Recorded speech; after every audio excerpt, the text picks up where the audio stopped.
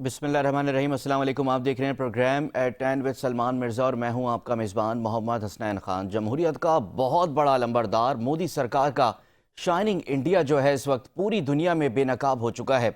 न जाने और कितनी बार दुनिया के सामने अपनी हजीमत भारत करवाएगा। एक बार फिर मोदी और भारत दुनिया के सामने बेनकाब हो चुके हैं। ये काम पाकिस्तान नहीं बल्कि तसलसल के साथ आलमी जरीदे कर रहे हैं। अमरीकी अखबार वाशिंगटन पोस्ट ने पाकिस्तान में दहशतगर्दी और टारगेट किलिंग में भारत का घिनौना किरदार बेनकाब कर दिया है।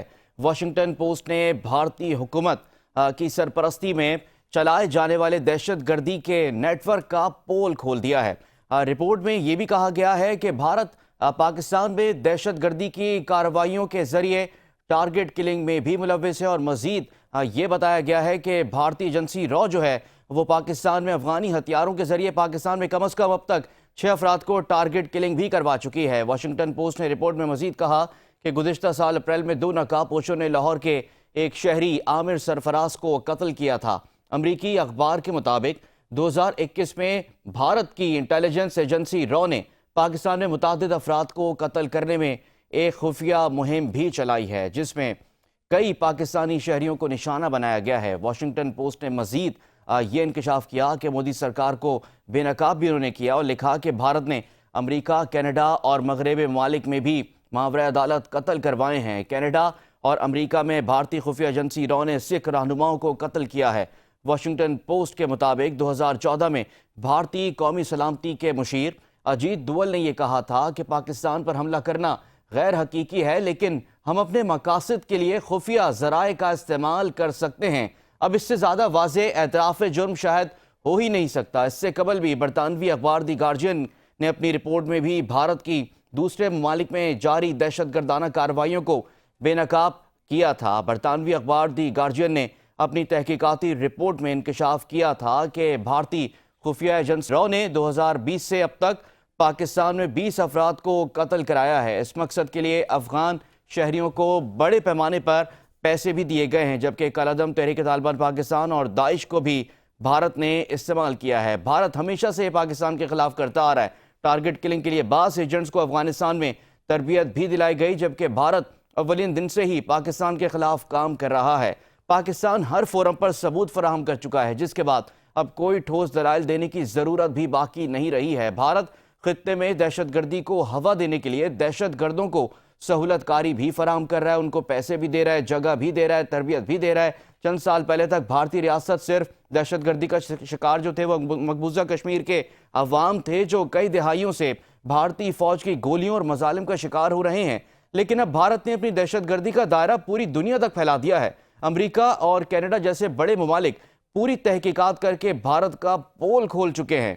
अब एक तरफ तो भारत है जो इस वक्त पूरी दुनिया के अमन के लिए खतरा बना हुआ है, और दूसरी तरफ पाकिस्तान है जिसकी कोशिशों की पूरी दुनिया इस वक्त तारीफ भी कर रही है और एतराफ़ भी कर रही है। नए साल के आगाज़ के साथ ही पाकिस्तान को 8वीं बार 2 साल के लिए अक़वाम मुत्तहिदा की सलामती कौंसिल के रुकन की हैसियत की जिम्मेदारियां सौंप दी गई हैं, और जून में पाकिस्तान सलामती कौंसिल के गैर मुस्तकिल रुकन के तौर पर भारी अक्सरियत के साथ मुंतखब हुआ था।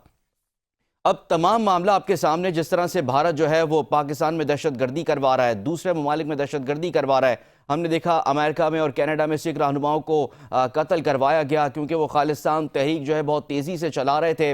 अब भारत को क्यों कोई लगाम नहीं इस वक्त डाल रहा है, इसी पर बात करने के लिए हमें प्रोग्राम में ज्वाइन किया है ब्रिगेडियर रिटायर्ड बाबर अलाउद्दीन साहब ने। बहुत शुक्रिया बाबर साहब, प्रोग्राम के लिए वक्त निकाला। सर ये बताइएगा कि एक बार फिर अब भारत को पूरी दुनिया के सामने हजीमत उठाना पड़ी है। वाशिंगटन पोस्ट ने भारत की पूरी पोल खोल दी और पूरा जो उनका प्लान था, जो दहशतगर्दी की स्ट्रैटेजी है, सब कुछ बेनकाब करके रख दिया है। क्या कहेंगे सर? बिल्कुल बेनकाब करके रख दिया है, मगर हम सब जानते हैं कि जो पहली दफा नहीं हुआ। इंटरनेशनल जो बहुत सारे मैगजीन हैं, जरायद हैं, वो मुख्तलिफ रिपोर्ट्स के जरिए, मुख्तलिफ अपनी पब्लिकेशंस के जरिए, सर्वेस के जरिए, स्पेशल एडिशंस के जरिए हिंदुस्तान के मतलब किस तरह की बातें लिखते चले आ रहे हैं। आज से लिखते चले आ रहे हैं, काफी अरसे से लिखते चले आ रहे हैं। इसके अलावा दुनिया के बहुत सारे ममालिक, जिनमें अब तो दुनिया के बड़े बड़े ममालिक भी शामिल हो चुके हैं। आपने कुछ के नाम लिए, अमेरिका, कनाडा, बरतानिया वगैरह, इनको भी हिंदुस्तान से न सिर्फ शिकायत है बल्कि मुसद्दका इतलात की बुनियाद पर शिकायत है। और हिंदुस्तान में जो रजीम इस वक्त बरसर इक़्तिदार है, स्टेट टेररिज्म کہ دنیا سے میں اس سے بدترین مثال نہیں ملتی. ایک طرف نیتن یاہو جیسے لوگ ہیں اور ایک طرف نریندر جی مودی جیسے لوگ ہیں جو کہ اسٹیٹ ٹیررزم کے ذریعے دوسرے ممالک میں مداخلت کرتے ہیں, اور نہ صرف مداخلت کرتے ہیں, وہاں کے شہریوں کو نشانہ بناتے ہیں. لیجیٹمیٹ انڈیپینڈنٹ گورنمنٹس کو وہ ڈی اسٹیبلائز کرنے کی کوشش کرتے ہیں. را کا ٹھیک وتیرہ ہے یہ ہے, وہاں پر اسپیشل سیلز جو کام کرتے ہیں. پاکستان تو گزشتہ 7 دہائیوں سے ہندوستان کی اس قسم کی ایکٹیویٹی کا, اس قسم کی کانسپریسی کا نشانہ بنتا چلا آ رہا ہے. ہماری آواز تو دنیا شاید اتنی اہمیت نہیں دیتی تھی, جیسے آپ نے خود اپنی رپورٹ میں لکھا جو واشنگٹن پوسٹ نے دی, آپ نے تبصرہ بھی جی کیا کہ ہم تو جی ڈوزیئرز کے ساتھ اقوام متحدہ جی میں جا کے ہائیسٹ لیول کے اوپر یہ چیزیں شیئر کرتے چلے آئے ہیں, مگر دنیا اس کی طرف کان نہیں دھرتی. ان کے کچھ اپنے انٹرسٹ ہے. ہندوستان ایک بڑا ملک ہے, وہاں پر پالیٹکس کام کرتی ہے, انٹرنیشنل گروپنگ کام کرتی ہیں, بہت ساری علاقائی تنظیموں کا رکن ہے. وہ ایک بڑا لینڈ ماس کے حساب سے بھی, پاپولیشن وائز بھی. تو ظاہر ہے جہاں پر اسٹیٹ انٹرسٹ ہو تو وہاں پر یہ چیزیں نہیں دیکھی جاتی. لیکن آپ نے درست فرمایا, ابھی یہ چیزیں کوئی ڈکی چھپی نہیں ہے, ابھی یہ آپ ان کو چھپا نہیں سکتے. پاکستان کے بلوچستان کا علاقہ ہو یا ہمارا خیبر پختونخوا کا علاقہ ہو, یہاں پر تو کھل کے کہیں پر ٹی ٹی پی کی کھل کے مدد کر رہے ہیں, تو کہیں پر بی آر اے جیسی دہشت گرد تنظیموں کی مدد کر رہے ہیں. پاکستان کے اندر وہ شہریوں کو نشانہ بناتے ہیں. خطے کے دوسرے ممالک کو بھی یہی شکایت ہے. بنگلہ دیش بھی کھل کے ہندوستان کے متعلق اس طرح کی شکایت کر رہا ہے. ہندوستان کی گورنمنٹ یہ سمجھتی ہے کہ اس طرح کے کام کر کے وہ نظریں چھپا سکتے ہیں, دنیا کی نظروں سے اوجھل ہو سکتے ہیں, اور پروبیبلی وہ یہ کنٹینیو رکھ سکتے ہیں. میرا نہیں خیال اس طرح کنٹینیو رکھنا مشکل ہوگا, کیونکہ ابھی دیکھیں, ابھی آپ جیسے آپ رپورٹ میں بھی ذکر کیا کہ کینیڈا اور امریکہ میں جا کے جب سکھ رہنماؤں کو نشانہ بنائیں گے, اور جی سکھ رہنما وہاں کے سٹیزنز ہیں, اور وہاں ان ممالک میں اپنے شہریوں کے حقوق کے اوپر کوئی سمجھوتا نہیں ہوتا. تو اس طرح کے جب آپ کام کریں گے تو پھر دنیا کے سامنے آپ ایکسپوز تو ہوں گے, اور بالکل جب آپ ایکسپوز ہوں گے پھر آپ کے پاس دفاع کوئی نہیں رہتا. آپ کا یہ سوال بڑا امپورٹنٹ ہے کہ لوگ اس پہ کان کیوں نہیں دھرتے, اس طرف توجہ کیوں نہیں دیتے. ریزن اس کی وہی ہے کہ اپنے انٹرسٹ کی بات ہے. جب یہاں کا کسی کا انٹرسٹ ہرٹ ہوگا تو وہ چیخے گا. جب تک برطانیہ اور امریکہ اور کینیڈا میں ان کے شہریوں کو ہندوستان کی راؤ نے ٹارگٹ نہیں کیا تھا, وہ بھی بات نہیں سنتے تھے. ابھی چونکہ وہ خود کا ٹارگٹ ہو رہے ہیں تو نہ صرف بات سنتے ہیں, بلکہ آپ نے دیکھا کہ گزشتہ سال ہندوستان کے سرکاری دورہ منسوخ کر دیا امریکہ کے صدر نے اسی طرح کی رپورٹس کی جی بنیاد پر, اور کینیڈا کے پرائم منسٹر نے بھی ہندوستان کو آڑے ہاتھوں لیا. ایون کہ ڈپلومیٹک مشنز تک جو ہے نا کرٹیل کر دیا گیا. تو یہ چھوٹی ڈیولپمنٹس نہیں ہیں, بڑی ڈیولپمنٹس ہیں. امید کی جانی چاہیے کہ اس سے کچھ عقل کے ناخن, وہ ہوش کے ناخن لیں گے. لیکن جو اس طرح کے لوگ ہوتے ہیں جس طرح کا رجیم انڈیا میں ہے, وہ رجیم ان کو اتنی جلدی عقل آتی نہیں ہوتی.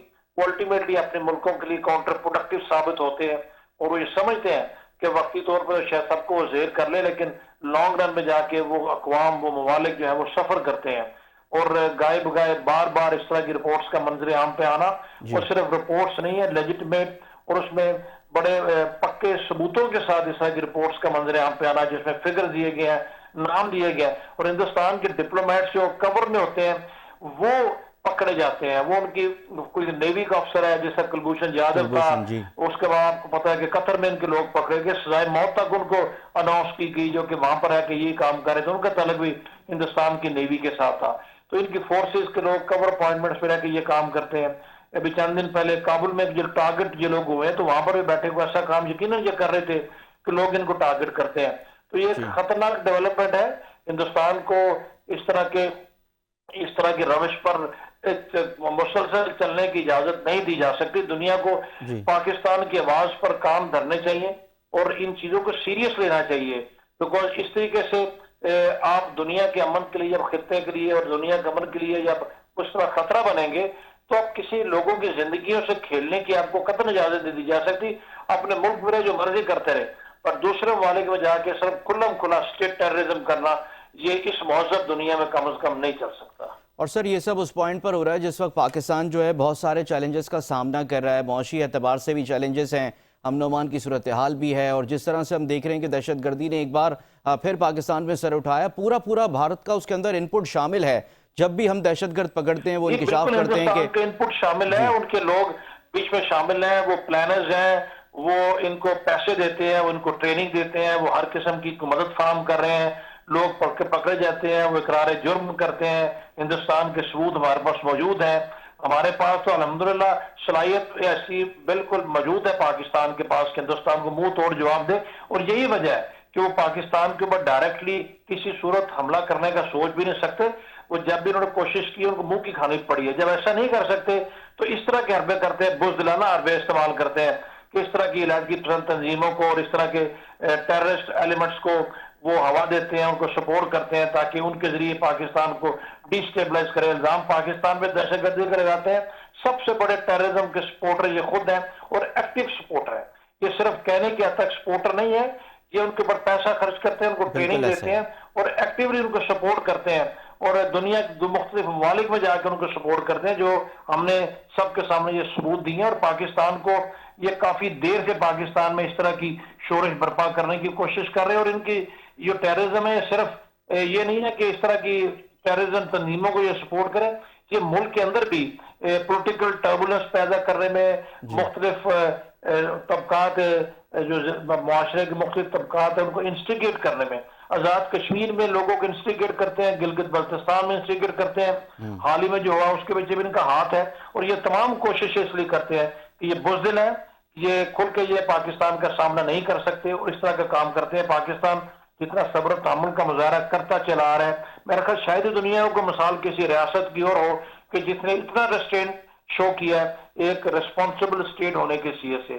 بٹ بات وہی ہے کہ یہ سلسلہ کب تک کیسے چلے گا, ان کو روکنا ہوگا, اور ان کو روکنا صرف پاکستان کے مفاد میں نہیں ہے, پوری دنیا کے مفاد میں ہے, کیونکہ اس سے ان کو شے ملتی ہے اور اس شے کی بنیاد پر یہ دوسرے کانٹیننٹس میں جا کے ابھی یہ کام کرنا شروع ہو گئے. اور سر اس پہ بھی کامنٹ کیجئے گا کہ ابھی پاکستان کا جو اسٹانس ہے پوری دنیا کے سامنے پاکستان نے ثبوت رکھے ہیں, ہم نے ڈوزیئرز شیئر کیے ہیں, یونائٹڈ نیشن میں اس حوالے سے بات کی ہے. مزید اور کیا اس کے اندر ہو سکتا ہے, ڈپلومیسی کو بہتر کیا جا سکتا ہے؟ جن ممالک نے بھارت کی اس دہشت گردی کو اور اس نیکسس کو پکڑ لیا ہے, کیا ان کے ساتھ ڈپلومیسی بہتر کی جا سکتی ہے کہ ایک پریشر بنایا جا سکے بھارت کے اوپر؟ یہ بالکل کی جا سکتی ہے. ہمیشہ روم فار امپروومنٹ ہوتے ہیں, اب ہاتھ پہ رکھ کے نہیں بیٹھ سکتے. آفینسو ڈپلومیسی, اور ہمیں جو ڈپلومیسی کرنے کی ضرورت ہے یا ڈپلومیسی ہمیں کرنی چاہیے, اس پہ تو ہمیں جھوٹ بولنے کی کوئی ضرورت نہیں ہے. ہمارے پاس ایسے ثبوت ہے اپنے ڈپلومیٹک مشن جو ہمارے اسپیشلی یورپین کیپٹلز میں اور ان ممالک میں جہاں پر ہندوستان کی گورنمنٹ جو ہے نا اسٹیٹ ٹیررزم میں مصروف ہے اور شامل ہے اور کر رہی ہے, ان ممالک میں ہمیں اوفینسو ڈپلومیسی کے ذریعے ان کو ایکسپوز کرنا چاہیے اور دنیا کو بتانا چاہیے کہ یہ کیا کر رہے ہیں, کیونکہ ادروائز تو ان کو روکنا پھر مشکل ہو جاتا ہے. اور ہمارے ڈپلومیٹک مشن کو بڑا ٹیکٹفلی, بڑے طریقے سے اور بہت اوفینسو ڈپلومیسی کے ذریعے یہ کام کرنا چاہیے, اور یہ اس طریقے سے ہی ہوتا ہے. ہمیں کوئی ہتھیار اٹھانے کی ضرورت نہیں ہے, ہمیں ان کو ایکسپوز کرنا چاہیے, کرتے رہنا چاہیے, اور ایک بڑے پلان طریقے سے کرتے رہنا چاہیے. اور میرا خیال ہے کہ یقیناً وہ لوگ ابھی یہ بات سمجھنا تو شروع ہو گئے ہیں, کیونکہ خود بھی شکار ہو رہے ہیں اور کچھ مجبوریاں ہوتی ہیں. بٹ ڈیفینیٹلی اگر ہم یہ کرتے رہیں گے, تسلسل کے ساتھ کرتے رہیں گے اور ثبوتوں کے ساتھ کرتے رہیں گے اور جارحانہ طریقے سے کرتے رہیں گے, تو یقیناً اس کے فروٹفل رزلٹس ملیں گے. اور سر اس پہ بھی کامنٹ ایک آپ کیجئے گا ضرور کہ اس وقت جو ہم پاکستان کی صورتحال دیکھ رہے ہیں, اکنامک اسٹیبلٹی کی جانب پاکستان تیزی سے بڑھ رہا ہے. ہماری جو عسکری قیادت ہے, ہماری جو سویلین گورنمنٹ ہے, سب ایک پیج پر ہیں, اور معیشت کا جو ایجنڈا ہے وہ سب سے اوپر اس وقت رکھا گیا ہے. تو سر کس طرح سے اب مؤثر طریقے سے جو اندرونی چیلنجز ہیں جو پاکستان میں رہتے ہوئے پاکستان کو ڈی سٹیبلائز کرنے کی کوشش جو قوتیں کر رہی ہیں, ان کو فورسز ہماری جواب دے بھی رہی ہیں اور مزید سخت کارروائی بھی ان کے خلاف ہوگی سر, اور کس طرح سے ان کو جو ہے اس نیکسس کو توڑا جا سکتا ہے سر؟ پاکستان میں رہتے ہوئے جو فورسز یہ کام کرنے کی کوشش کر رہی ہیں وہ اسی طرح کے ایلیمنٹس کی شے پہ کر رہی ہیں. وہ ان کے تانے بانے باہر سے ملتے ہیں, سوشل میڈیا کو یوز کرتے ہیں, ان تمام ریسورسز کو یوز کرتے ہیں. ان کو ایکسپوز کرنا چاہیے, ایک کاؤنٹر نیریٹو کے ذریعے ہر وقت ایکسپوز کرنا چاہیے, عوام کو آگاہ کرنا چاہیے تاکہ لوگ اس طرح کے ایلیمنٹس کی سپورٹ نہ کرے. باقی اس وقت فوج اور ہماری جو پولیٹیکل گورنمنٹ ہے ان کی جو انڈرسٹینڈنگ چل رہی ہے وہ ملک کے لیے بہت بہتر ہے. اکنامک انڈیکیٹرز بہتر ہو رہے ہیں, ملک سٹیبلٹی کی طرف الحمدللہ جا رہا ہے, اور یہ سب کلیم کرنے کی بات نہیں ہے, آن گراؤنڈ نظر بھی آ رہا ہے, ہر لحاظ سے نظر آ رہا ہے. ان حالات میں ہمارا دشمن ہر وقت چاہے گا کہ اس نیکسس کو, یعنی کہ فوج اور پولیٹیکل گورنمنٹ کا جو اتنا سٹرونگ پازیٹیو نیکسس ہے, اس کو کسی حد تک ڈسٹرب کیا جائے, جو کہ کسی صورت نہیں ہونے دینا چاہیے. اور یہ جتنے بھی ایلیمنٹس ہیں ملک کے اندر ہے کہ ایسا کام کرنے کی کوشش کرتے ہیں, پبلک کو یوز کرتے ہیں. ان ایلیمنٹس کو ایکسپوز کرنا وقت کی ضرورت ہے, اور ان کو ایکسپوز کرنے کے لیے تمام وہ ذرائع برے کار لینا چاہیے جو کہ لائے جا سکتے ہیں. اور میرا خیال ہے اس کے لیے جی کوئی اتنا مشکل کام نہیں ہے. اگر آپ سوشل میڈیا کا افیکٹو یوز کریں اور سوشل میڈیا کے ٹھیک ہے ذریعے ان لوگوں کو ایکسپوز کریں. دوسرا جو الیکٹرانک میڈیا ہے, پرنٹ میڈیا ہے, جو پبلک پلس ہے, جو پبلک کو جو چیزیں میٹر کرتی ہیں, جس سے پرسپشنز بلڈ ہوتی ہیں, اس میں ہر طریقے کے ہمیں ذرائع استعمال کرنے ٹھیک ہے چاہیے. اوپینین میکرز کو یوز کرنا چاہیے ٹھیک ہے تاکہ یہ لوگ ایکسپوز کسی صورت بھی بننے دینا چاہیے جس کے لیے کچھ قوتیں سر توڑ کوشش کر رہی ہیں. اور ٹھیک جیسے ہے کچھ فرمایا اس کے لیے ملک کے اندر موجود ایلیمنٹس کو استعمال کیا جاتا ہے, بیکاز سب سے بڑا ڈینجر نیکسس وہی ہوتا ہے. ان کو ہمیں کسی صورت استعمال نہیں ہونے دینا چاہیے. بالکل سر, بہت شکریہ. بریگیڈیئر ریٹائرڈ بابر علاؤالدین صاحب ہمارے ساتھ موجود تھے. اور جب پروگرام میں ہم آگے بڑھیں گے تو پاکستان کی پالیٹکس پہ اس وقت کیا ہو رہا ہے. کل مذاکرات کا ایک اہم دور ہونے جا رہا ہے. حکومتی کمیٹی اور پاکستان تحریک انصاف کی کمیٹی اسمبلی سیکریٹریٹ میں کل بیٹھنے جا رہی ہے, اور دونوں جانب سے جو ہے پاکستان تحریک انصاف کی جانب سے اپنے مطالبات رکھے جائیں گے. حکومت کی جانب سے یہ دیکھنا ہوگا کہ نرمی دکھائی جاتی ہے کہ نہیں دکھائی جاتی ہے. پاکستان تحریک انصاف اپنی کمٹمنٹ سے پیچھے ہٹتی ہے. پروگرام کے اس اگلے حصے میں ہمارے ساتھ دیگر مہمان بھی ہمارے ساتھ ہوں گے. ہمارے ساتھ ہی رہیے گا. یہاں پہ وقت ہوا ایک بریک کا. ویلکم بیک ناظرین. پروگرام میں ایک بار پھر آپ کو خوش آمدید کہیں گے. کل انتہائی اہم دن ہے پاکستان کی پالیٹکس کے حوالے سے. بڑا بریک تھرو ہوا ہے. حکومتی کمیٹی اور پاکستان تحریک انصاف کی کمیٹیوں کے درمیان مذاکرات شروع ہو گئے ہیں. ایک دور مذاکرات کا ہو چکا ہے.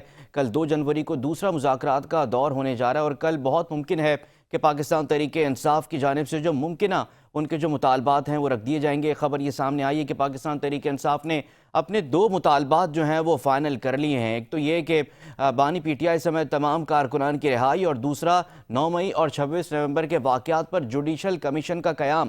پاکستان تحریک انصاف جو ہے یہ مطالبات حکومت کے سامنے رکھنے جا رہی ہے. کل کا دن اس لیے بھی اہم ہوگا کہ ہم دیکھیں گے کہ حکومت کتنی لچک دکھاتی ہے اور کتنا اسپیس پاکستان تحریک انصاف کو دیا جاتا ہے. اسی پر بات کرنے کے لیے پروگرام میں ہمیں جوائن کیا ہے پاکستان تحریک انصاف کی رہنما ہے نصرت واحد صاحبہ, اور عبداللہ گل ہیں سینئر تجزیہ کار ہیں اور چیئرمین ہیں تحریک نوجوانان پاکستان کے. بہت شکریہ آپ دونوں مہمانوں کا. عبداللہ صاحب, آپ کی اجازت سے نصرت واحد صاحبہ کا کامنٹ پہلے میں شامل کر لوں. نصرت صاحبہ یہ بتائے گا کہ کیا خبریں ہیں, پاکستان تحریک انصاف کیا مطالبات رکھنے جا رہی ہے کل حکومتی کمیٹی کے سامنے؟ کیا سنجیدگی آپ کو حکومت کی لگ رہی ہے جو بھی ابھی تک پیش رفت ہوئی ہے؟ بسم اللہ الرحمن الرحیم. بہت شکریہ آپ کا مجھے اپنے پروگرام میں لینے کا. دیکھیں, حکومت کی سنجیدگی کے بارے میں تو میں کچھ خاص نہیں کہہ سکتی, کیونکہ ابھی تو ایک ہی میٹنگ ہوئی ہے. کل اندازہ ہوگا کہ یہ لوگ کتنے سیریس ہیں اور کتنے سیریس نہیں ہیں, اور مطالبات ہم نے بہت کم کر دیے ہیں. اب دیکھیں, اس سے ہم یہ چاہتے ہیں کہ جو ہمارے پہلے کے 5000 اور ابھی 1000 جو سیاسی قیدی ہیں جن کو انہوں نے جیلوں میں ڈالا ہوا ہے, ان کو خان صاحب سمیت رہا کیا جائے, کیونکہ بہت سارے لوگ 9 مئی کے اب ان کی حالتیں ایسی ہو گئی ہیں کہ وہ آن ویل چیئر جسے کہنا چاہیے کہ وہ بہت مشکل حالات میں ہیں, بہت بیمار بھی رہے ہیں. ہمارے جو سینئرز ہیں جیسے سینیٹر چودھری صاحب ہیں یا ڈاکٹر یاسمین ہیں اور محمود الیاس صاحب ہیں, یہ لوگ ان سب کا بہت عمر چیمہ خاص طور پہ وہ واز ینگ مین, اور اب ان کو دیکھیں تو یقین نہیں آتا کہ یہ وہی انسان ہے. تو ان کا قصور صرف یہ ہے کہ وہ پی ٹی آئی میں ہیں, انہوں نے کوئی پریس کانفرنس نہیں کی اور انہوں نے خان صاحب کا ساتھ نہیں چھوڑا, تو اس لیے وہ ابھی تک جیل میں ہیں. جن لوگوں نے ساتھ چھوڑ دیا وہ انتہائی مزیدار زندگی گزار رہے ہیں, بلکہ بہت عیاشیوں والی زندگی گزار رہے ہیں. تو اب ہم صرف یہ چاہتے ہیں کہ ہمارے سیاسی قیدیوں کو, اس میں خان صاحب بھی انکلوڈیڈ ہیں, عمران خان صاحب, ان کو رہا کیا جائے, اور اس کے بعد 9 مئی اور 26 نومبر کا, جس میں میں خود بھی شامل تھی, وہاں پہ جو کچھ ہوا اس کی صحیح معنوں میں تحقیقات کی جائے, اور وہ فوٹیج نکالی جائیں جو کہ اوریجنل فوٹیجز ہیں جن کو 9 مئی کے اس سے تو کم از کم غائب کر دیا گیا تھا. 26 مئی کا تو یہ غائب نہیں کر سکتے, کیونکہ وہ الجزیرہ ہو, چاہے بی بی سی ہو, سی این این ہو, اس کے علاوہ اور جتنے باہر کے چینلز ہیں پاکستانیوں کے علاوہ بھی, ان سب نے وہ سب کچھ مناظر پکچرائز کیے ہوئے ہیں. میرے اپنے کیمرے میں موجود ہیں, حامد میر نے پورا انٹرویو دیا وائس, وہ سب ثبوت موجود ہیں. تو ان سب کو دیکھتے ہوئے جو بھی کلپریٹ ہے اس کو نکالنا چاہیے باہر، اور جو اس نے کیا ہے یا کروایا ہے، کیونکہ وزیر اعظم نے تو بہت تسلی سے اگلے دن آرمی چیف کے اوپر الزام لگا دیا کہ ان کی کوآپریشن سے سب کچھ ہوا ہے، لیکن پھر وہاں سے جب جواب آیا کہ وہ they have to obey prime minister, کیونکہ پرائم منسٹر ان سب کا چیف ہے، تو اب یہ دیکھیں اب کہ پتہ چلے گا کہ کس کے کہنے کے اوپر یہ سب کچھ ہوا ہے، اور اتنے بے گناہ لوگوں کی جانیں گئی ہیں، جو میں سمجھتی ہوں کم از کم ٹھیک ہے 200 سے زیادہ کے اوپر کے لوگ ہیں جو اس دن شہید ہوئے، اور جو زخمی ہوئے وہ ہسپتالوں میں، اور وہاں پہ بھی کافی اموات ہوئی ہیں۔ تو ٹھیک ہے یہ کوئی ایسی وہ چیز نہیں ہے جس کے بارے میں حکومت سنجیدگی سے نہ لے، اس کو لینا چاہیے، کیونکہ انسانی جانیں گئی ہیں، ٹھیک ہے چاہے 9 مئی کا ہو یا ابھی کا ہو، اس میں بھی ہمارے 25 لوگ شہید ہوئے تھے۔ تو یہ اس کو بہت سیریسلی ان کو انکوائر کرنا چاہیے کہ ٹھیک ہے کون تھا جس نے یہ تشدد کیا، کون تھا جس نے اتنی اسٹریٹ بلٹس ماری ہیں لوگوں کو کہ وہ بالکل ان کے پھیپڑے باہر آ گئے، دل ٹھیک باہر ہے آ گئے، پتہ نہیں کیا کیا چیزیں کندھے سے لگی ہے، نیچے سے نکلی ہے۔ تو وہ گولیاں جو ماری گئی ہیں وہ ایکچولی لانگ ٹھیک ڈسٹینس فائرنگ کی ہوتی ہیں، چلیں اسی لیکن پر یہاں میں تو 100 انیشیل کومنٹ عبداللہ گل صاحب سے بھی لے لوں، پھر میں آپ کے پاس دوبارہ آتا ہوں، آپ کو پھر موقع دیتا ہوں۔ عبداللہ صاحب، آپ کو کیا لگ رہا ہے کل مذاکرات کا دوسرا دور ہونے جا رہا ہے، اور جو پاکستان تحریک انصاف، جیسے میڈم بھی ذکر کر رہی تھیں کہ 2 مطالبات حکومت کے سامنے رکھنے جا رہی ہے، ایک تو جوڈیشل کمیشن کا قیام اور دوسرا بانی پی ٹی آئی سمیت کارکنان کی رہائی، قابل عمل لگ رہے ہیں آپ کو دونوں مطالبات؟ حکومت کیا مان سکتی ہے ان دونوں مطالبات پر؟ بسم اللہ الرحمن الرحیم، بہت شکریہ۔ دیکھیں، دونوں جو معاملات ہیں وہ مجھے نہیں لگتا کہ قابل عمل ہوں گے۔ اس کی وجہ یہ ہے کہ پہلی بات یہ ہے کہ ان کی رہائی جو ہے وہ تو ظاہر ہے، وہ تو ایک عدالتی پروسیس میں گئے ہوئے ہیں، اور عدالت جو ہے وہ رہائی دے سکتی ہے، حکومت تو نہیں دے سکتی۔ اور دوسری بات جو ہے وہ بڑی اہم ہے، اور وہ ہے ظاہر ہے جو اس کے اوپر عدالتی کمیشن ضرور بننا چاہیے میرے خیال ہے، لیکن کیا حکومت جو ہے وہ عدالتی کمیشن بنائے گی؟ پہلی بات یہ ہے کہ جتنے ماضی میں کمیشن بنے، تو کیا ابھی اسی کے اوپر بات کر لیتے ہیں کہ جب 64 لوگوں کو چوک یتیم خانہ میں جو ہے وہ تحریک لبیک کے بے دردی سے جو ہے وہ مار دیا گیا تھا، شہید کر دیا گیا تھا، تو کیا اس کے اوپر اس وقت کی حکومت جو تحریک انصاف کی تھی اس نے جوڈیشل کمیشن بنایا تھا؟ تو ظاہر ہے جو اگر انہوں نے بنایا تھا تو پھر اب بھی بننا چاہیے، اور اگر انہوں نے نہیں بنایا تو پھر شاید اب بھی نہ بنے۔ تو یہ تو ایک بات ہے۔ ایڈمنسٹریشن کے اندر بہت سارے آپ کو معلوم ہے بہت کمزوریاں، اور اس کے اندر کچھ اسٹرانگ اینڈ سٹرن میئرز لینے پڑتے ہیں، اور یہ کوئی بھی حکومت ہو وہ یہی کام کرتی ہے۔ اور آپ کو پتہ ہے کہ خود عمران خان صاحب کا بیان موجود ہے، ویڈیو موجود ہے، جس کے اندر وہ کہہ رہے ہیں کہ ایسے لوگ جو اسٹیٹ کے ساتھ جو ہے کھلواڑ کرتے ہیں، ان لوگوں کے ساتھ جو ہے ان کے جو معاملات ہیں وہ فوجی عدالتوں میں چلنے چاہیے، اور وہ اس کو جسٹیفائی کر رہے ہیں۔ تو جو ظاہر ہے یہ تو وہ باتیں ہیں جو خود انہوں نے تسلیم کی۔ جہاں تک ابھی کہا گیا، کیونکہ میں سمجھتا ہوں کہ 200 لوگوں کو شہید کر دیا گیا، تو 200 لوگوں کے جنازے تو نظر آنے چاہیے تھے، لیکن افسوس ہے کہ آپ کے میڈیا نے نہیں دکھایا۔ کیا میں آپ سے پوچھنا چاہتا ہوں کہ آپ کا تو بہت ہی بڑا اچھا وسیع نیٹ ورک ہے نیوز 5 کا، اور میرے خیال میں نیچے سطح پہ جاتے ہیں، اور اخبار کا آپ کا جو اخبار ہے خبریں، اس کا بہت بڑا نیٹ ورک ہے۔ آپ مجھے یہ بتائیے کہ کیا آپ نے 200 جنازے کور کیے ہیں؟ میں آپ سے ایک سوال پوچھ رہا ہوں۔ جی نہیں سر، ہم خود تفصیلات پی ٹی آئی سے مانگتے رہے، ہاں لیکن جی ہمیں تو ایسی جی، اگر تو پھر اخبار کا کیا کام ہوتا ہے؟ اخبار کا کام تو یہی ہوتا ہے نا، تو پھر کیا کسی اور اخبار کی ایسے تو؟ اور اسی طریقے سے 25 جنازوں کی اگر بات کی جائے تو دیکھیے 25 جنازے، پہلی بات یہ ہے کہ پی ٹی آئی خود 12 بتا رہی ہے، آپ اس کو 25 ہم کہہ دیں اور 12 سے 25 کر دیں، اور مطلب دیکھیں ایسے نہیں کرنا چاہیے میرے خیال میں۔ اور پھر دوسری بات یہ ہے کہ جب مذاکرات ہو رہے ہوتے ہیں تو اس ٹائم پہ کوشش یہ کرنی چاہیے ہے کہ انسان وہ بات کرے جس کے اندر کوئی بدمزگی نہ پیدا ہو، کسی کے اوپر شکوک و شبہات بلا وجہ جو ہے نہیں کرنے چاہیے۔ گو کہ میں حکومت کے ساتھ میرا کوئی لینا دینا نہیں ہے، میں تو خود ان کا بہت بڑا ناقد ہوں، اور لیکن جو میرے خیال ہے کہ اگر کانفیڈنس بلڈنگ میجرز کیے جائیں تو وہ بہتر ہوتے ہیں۔ اس سے یہ ہوتا ہے کہ پہلے مذاکرات ہوتے ہیں، ہر چیز ممکن ہو سکتی ہے، لیکن ظاہر ہے آپ کو یاد ہے کہ شہباز شریف صاحب نے تو خود فلور آف دا ہاؤس پہ کہا تھا کہ جی میں آپ کے ساتھ مذاکرات کرنا چاہتا ہوں اور آپ کو اوپن دعوت دیتا ہوں، لیکن چارٹر تب آف اکانومی کی تحریک بھی بات کی انصاف جو تھی۔ تھی وہ اس کے اوپر جو ہے وہ نہیں اس کے اوپر بات مان سکی ان کی۔ تو بہرحال یہ چیزیں تو ہوتی رہتی ہیں، لیکن سب سے بڑی بات یہ ہے کہ 9 مئی کے واقعات تو ایسے سنگین ہیں کہ اس کے اوپر کبھی بھی کسی کو معافی نہیں ملے گی۔ آپ کروا لیں امریکہ سے، کسی سے بھی کروا لیں، دباؤ ڈلوا کے دیکھ لیں، آپ نے ماضی میں بھی ڈلوا کے دیکھا۔ 368 ارکان کانگریس نے ایک قرارداد پیش کی تھی، تو پھر کیا ہوا؟ کیا پاکستان ٹھیک کے ہے۔ دفتر خارجہ کے جو ہے کان پہ جوں بھی رینگی؟ تو بالکل نہیں ہوا۔ پھر اس کے بعد آپ نے تقریباً 100 کے قریب سینیٹر اور کانگریس مین جو ہیں انہوں نے بائیڈن صاحب کو خط لکھ دیا، تو پھر کیا ہوا؟ کچھ بھی نہیں ہوا۔ تو یہ وہ ساری باتیں ہیں میرے خیال میں جو یہ نہیں ہو سکتا کہ ایک جرم ہوا ہے، 9 مئی کا ایک بہت بڑا جرم ہوا ہے اور جوڈیشل کمیشن ضرور بننا چاہیے، میں تو خود اس کے حق میں ہوں، لیکن جب آپ کو معلوم ہے کہ جوڈیشل کمیشن کی بات آتی ہے تو پھر اس کے اندر کون سے جج ہوں گے یہ بھی دیکھنا پڑے گا، کیونکہ پھر بعد میں اعتراضات آتے ہیں۔